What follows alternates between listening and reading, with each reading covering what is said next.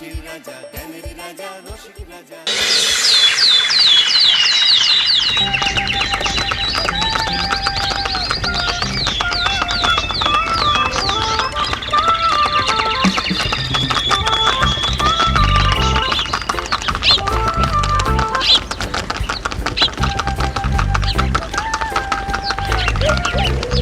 অনেক দিন পর বেশ লাগছে বন ভ্রমণ। মাঝে মাঝে কাজের ফাঁকে এইসব জায়গায় এলে মন খুব ভালো লাগে। শুদ্ধ বাতাস, মাটির সোনা গন্ধ, পাখির কলতান, আহা।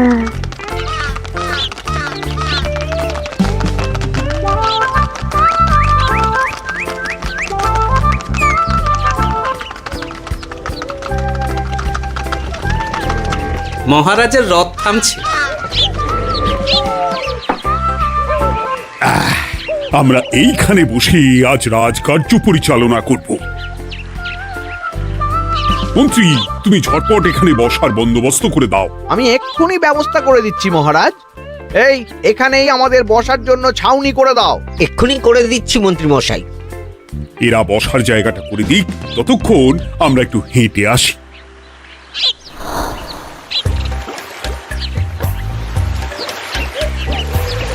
সকালবেলা হাঁটা শরীরের পক্ষে খুব ভালো মহারাজ।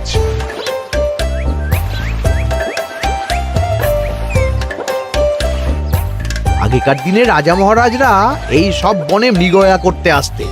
মৃগয়া একদম ভালো নয় মন্ত্রী। তুমি জঙ্গলে আসছো অন্য প্রাণীদের মারতে।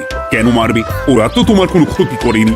না, তা করেনি, কিন্তু তখন ওটা রাজা মহারাজাদের খেলা ছিল। শুনেছি আপনার প্রপিতামহ খুব ভালো বাঘ শিকার করতেন, অনেক বাঘ মেরেছেন। মন্ত্রী, তুমি একটা কথা হয়তো জানো না। আমার প্রপিতামহ শিকার করতেন, কিন্তু কোনো স্বাভাবিক জানোয়ারকে নয়। যে বাঘ মানুষ খেকো হয়ে প্রজাদের ক্ষতি করত, আমার প্রপিতামহ সেই সমস্ত বাঘদেরই মারতেন। এছাড়া উনি বন্য প্রাণী সংরক্ষণ করতে বড়ই ভালোবাসতেন।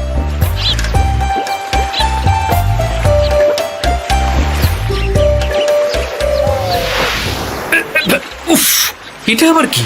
এই এটা আবার কোথা থেকে উড়ে এলো? কোথাও তো ঝড় হাওয়া কিছুই নেই।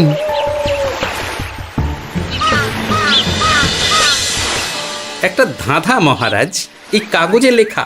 ধাঁধা? পড়ো দেখি। জোয়ার ভাটা প্রভুর খেলা, ভাটা হবে হলে বেলা। ভাটা হলেই দেখা যাবে লাল রঙের এক পাথর পাবে। নদীর ধারে গর্ত করে যত্নে সাজাই কলস ভরে। হেথায় হোথায় ছড়িয়ে যাহা, অন্ধকারে জলে তাহা। ঢুকলে চক্ষু ঝলসে যাবে, হাতের কাছে ঘন্টা পাবে। ঠিক ঘন্টা বাজলে পরে পড়বে ঝরে থরে থরে। ঘন্টা যদি হয় ভুল, যেন তুমি হারাবে কুল। ঠিক ঘন্টা চিনতে হলে নকশা দেখো চক্ষু খুলে। সিন্দুক দেওয়ালে হাত দাও, আসল ঘটনা জেনে নাও। ওরে বাবা, খুব দীর্ঘ ধাঁধা। তা মন্ত্রী, তুমি কিছু বুঝলে? এটা একটা গুপ্তধনের নকশা। এর মধ্যে গুপ্তধন কোথায় আছে তার একটা ধারণা দেওয়া আছে। গুপ্তধন? ওটা আমাকে পেতেই হবে, পেতেই হবে। দেখি দেখি, একবার কাগজটা দাও। গোপাল, কাগজটা আগে আমার হাতে দাও, দেখি ভালো করে। এখন নদীতে জোয়ার চলছে গোপাল।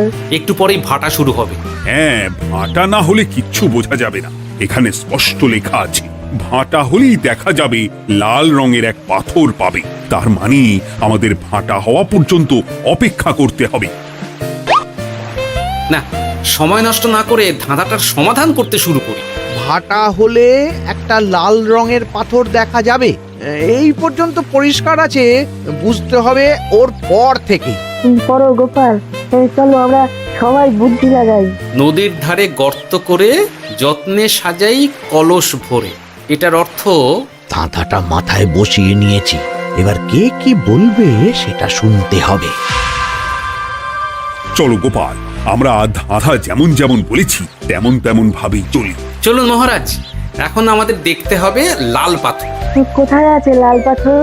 চলো চলো সবাই, চোখ কান খুলে আমরা নদীর পাড় ধরে হাঁটি। আমি একটু তফাতে হাঁটি।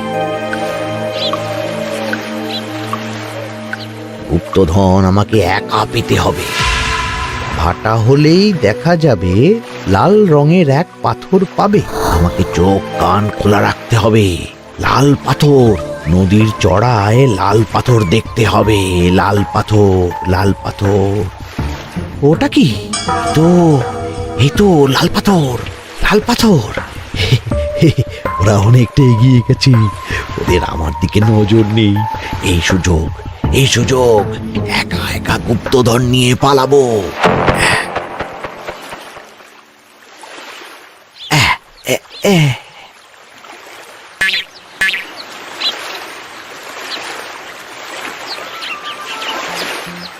কি গো, আমরা তো হেঁটেই চলেছি, লাল পাথর তো কই দেখতে পাচ্ছি না।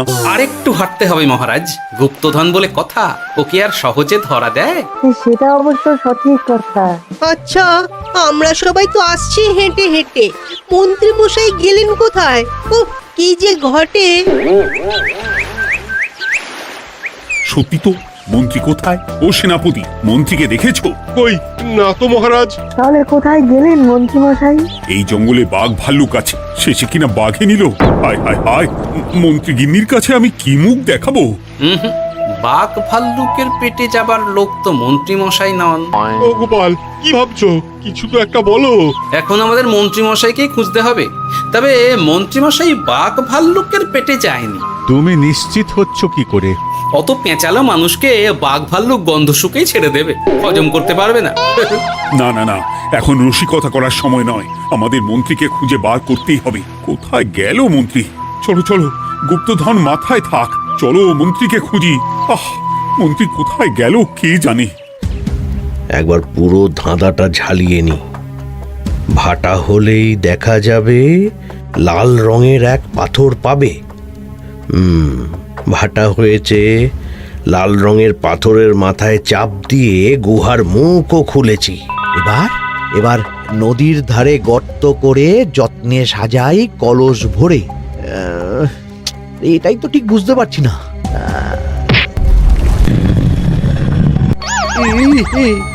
এই রে, এবার কি হবে? হ্যাঁ মহারাজ, কোথাও একটা আওয়াজ হলো। এই, আওয়াজটা কোন দিক থেকে হলো? চলুন সামনে এগিয়ে যাই। আমার মনে হয় আওয়াজটা সামনের দিক থেকে এলো। আমারও তাই মনে হলো। তবে কি মন্ত্রী মশাই লাল পাথরের হদিশ পেয়ে গেছেন? আমাদের চোখে পড়লো না, অথচ মন্ত্রী মশাইয়ের চোখে পড়ে গেল। আসলে আমরা কথা বলতে বলতে গেছি, তাই নজরে পড়েনি। মন্ত্রী মশাই একা একা আমাদের পেছন পেছন আসছিলেন। উনি ইচ্ছে করেই আমাদের পেছনে পেছনে আসছিলেন। নিজে একা গুপ্তধন নিয়ে যেতে চেয়েছিলেন, এখন কোথায় আছেন কে জানে।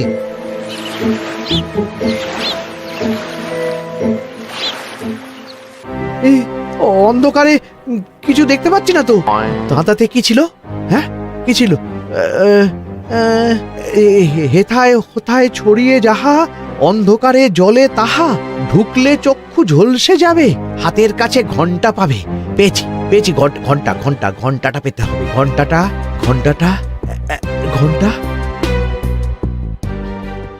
ভাটা হলেই দেখা যাবে লাল রঙের এক পাথর পাবে। নদীর ধারে গর্ত করে যত্নে সাজাই কলস ভরে, হেথায় হোথায় ছড়িয়ে যাহা, অন্ধকারে জলে তাহা, ঢুকলে চক্ষু ঝলসে যাবে, হাতের কাছে ঘন্টা পাবে। ঠিক ঘন্টা বাজলে পরে পড়বে ঝরে থরে থরে, ঘন্টা যদি হয় ভুল যেন তুমি হারাবে কুল। ঠিক ঘন্টা চিনতে হলে নকশা দেখো চক্ষু খুলে, সিন্দুক দেওয়ালে হাত দাও, আসল ঘটনা জেনে না। এবারে ভালো করে ঠান্ডা মাথায় ভাবতে হবে। ভাটা হলেই দেখা যাবে লাল রঙের এক পাথর পাবে। সেই লাল পাথরটাই তো খুঁজে পাওয়া যাচ্ছে না, অথচ মন্ত্রী মশাই খুঁজে পেলেন। আওয়াজটা কোথা থেকে আসছিল? এই কাছে পিঠে এই কোথা থেকে আওয়াজটা আসছিল।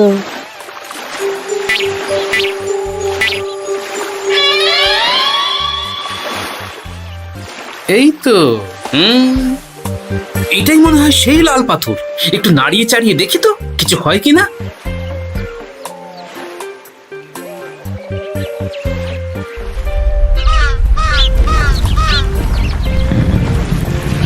এই তো কাজ হয়েছে। এই তো সুড়ঙ্গ। আপনারা নিচে নামুন। আপনারা কি দেখছেন সেটা বলবেন মহারাজ। সবাই যদি নেমে যাই, যদি কোনো কারণে সুড়ঙ্গের মুখ বন্ধ হয়ে যায়, তাহলে আর আমরা বাইরে বেরোতে পারবো না মহারাজ। গোপাল ঠিকই বলেছে, আমরা দুজন বাইরে থাকি। মহারাজ, আর একটা কথা, কোনো ঘন্টায় হাত দেবেন না, মনে আছে তো? ঘন্টা যদি হয় ভুল, যেন তুমি হারাবে কুল। ওরে বাবা, এই বয়সে আর কুল হারাতে চাই না। ঠিক আছে, তোমার কথাই অক্ষরে অক্ষরে পালন করব। দেখি এই সুড়ঙ্গে মন্ত্রীমশাইকে দেখতে পাই কিনা। চলুন মহারাজ, সুড়ঙ্গে নামি। সবাই সাবধানে নামো।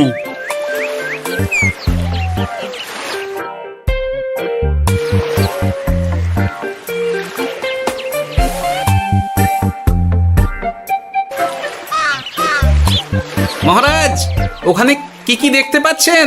ওখানে কি মন্ত্রী মশাই আছেন? না গোপাল, মন্ত্রীকে এখনো দেখতে পাইনি। শুধু আমি এখানে অজস্র পাথর দেখতে পাচ্ছি। পাথরে পাথরে ছয়লা, ছোট বড় অজস্র। পাথরগুলো বড় অদ্ভুত, কিরকম কিরকম মানুষ মানুষ গড়ন। লম্বা বেঁটে হরেক রকম। মানুষ মানুষ গরম, সেটা কি রকম? আর কিছু? কোনো কলসি কি দেখতে পাচ্ছেন? কলসি তো দেখতে পাচ্ছি না। মহারাজ, কলসি থাকতেই হবে, কারণ ধাঁধায় লেখা আছে, নদীর ধারে যত্ন করে যত্নে সাজাই কলস ভরে। গর্তটা আসলে হলো সুড়ঙ্গ, কিন্তু কলস। মহারাজ, মহারাজ, এইদিকে এইদিকে একটা কলসের মতো কি যেন আছে। এইদিকে আসুন, এদিকে এদিকে। হ্যাঁ গোপাল, দেখতে পেয়েছি। এবার আমি যেরকম যেরকম বলবো সেই রকম সেরকমই করবেন। আমি বিজ্ঞানীকে নদী থেকে জল তুলে পাঠিয়ে দিচ্ছি। পাত্র কোথায় পাবে? আমাদের জল খাবার যে পাত্র আছে সেটা আনতে লোক পাঠাচ্ছি। ঠিক আছে। শুধু একটা কথা বলছি, আপনারা কেউই সুড়ঙ্গের ভেতরে কোনো কিছুতে হাত দেবেন না। কেন গোপাল? সব পরে বলবো, এখন আমি যা বলছি সেটা শুধু মনে রাখুন। সুড়ঙ্গের ভেতরে কিছুতে হাত দেবেন না। ঠিক আছে।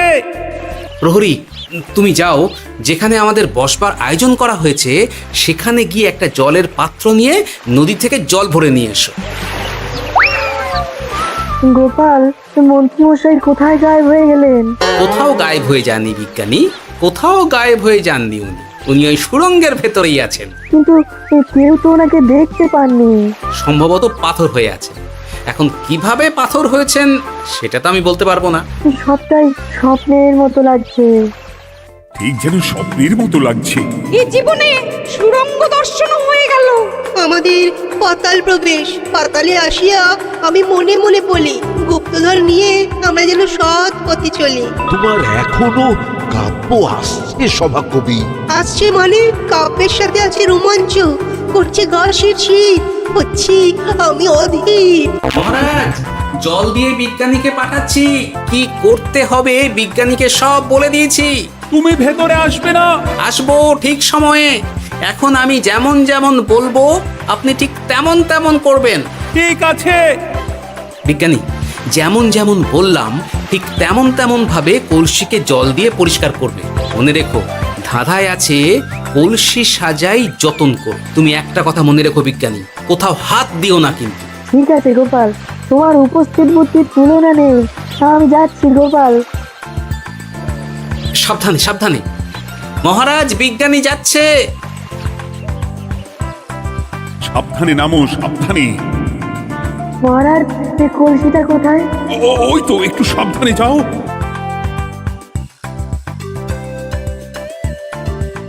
বিজ্ঞানী, কলসির দেখা পেয়েছো?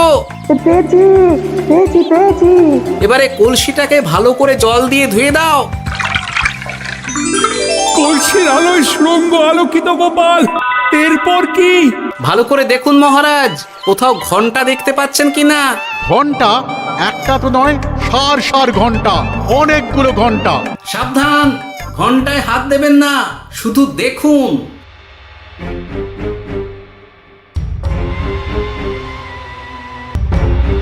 মহারাজ, আমরা গুপ্তধনের খুব কাছে চলে এসেছি। তাই নাকি? কি মজা কি মজা, এবার খাবো ক্ষীরের গজা। আহ সভা কবি, চুপ করো, এখনো আমরা গুপ্তধন পাইনি। বাবার মুখে দাঁড়িয়ে সবগুলো তারা আঁকা। বিজ্ঞানী, কোনো ঘন্টায় চাঁদের নকশা করা আছে কি? একটু দেখে বলো না। আমি আতস কাজ নিয়েই দেখছি, সব ঘন্টাতেই তারা আঁকা। খবরদার, কোনো ঘন্টাকেই ছোঁবে না। ঠিক আছে, কোনো কিছু না ছুঁয়ে আমি দেখছি। পেয়েছি গোপাল, চাঁদ আঁকার ঘন্টা পেয়েছি। ওই ঘন্টাটা বাজাও, বাজাও।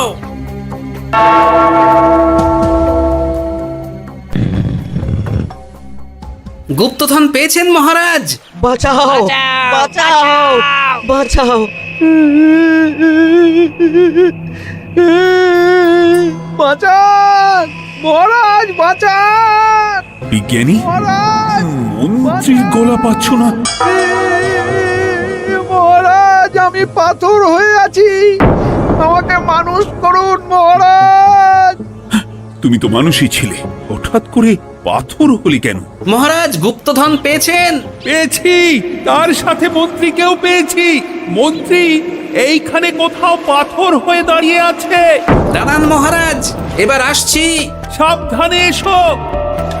আমি ভেতরে যাচ্ছি, বুঝলে?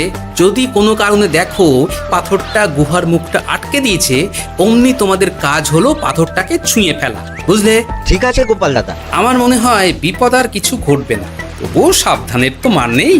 ঠিক আছে, তুমি নিশ্চিন্তে ভেতরে যাও। বাঁচাও, আমাদের বাঁচাও, আমাদের সবাইকে মানুষ করুন। আমাকে মানুষ করুন মহারাজ। আপনাকে তো মানুষ করা হবে মন্ত্রী মশাই। আগে বলুন, আপনি পাথর হলেন কি করে? ও, মনে পড়েছে ধারার শেষ লাইন, সিন্দুক দেওয়ালে হাত দাও, আসল খবর জেনে না। সত্যি গোপাল, তুমি না থাকলে এই এত কিছু আমাদের সবার কাছে অজানাই থেকে যেত।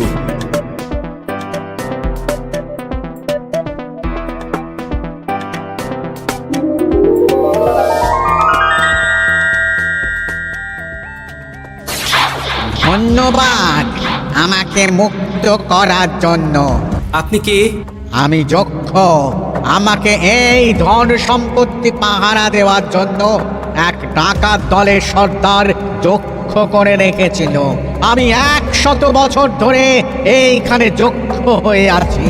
আমি তোমার জন্য মুক্ত হলাম গোপাল। এই সম্পত্তি তোমার গোপাল। সম্পত্তি নিয়ে আমি কি করব? আমি এই সব সম্পত্তি মহারাজকে দান করলাম, রাজ্যের অনেক কাজ হবে। তুমি ধন্য গোপাল, তুমি ধন্য। এবার আমার যাবার সময় এসেছে, আমাকে যেতে হবে। যাবার আগে এই পাথরগুলোকে মানুষ করে যান। এরা সব লোভী।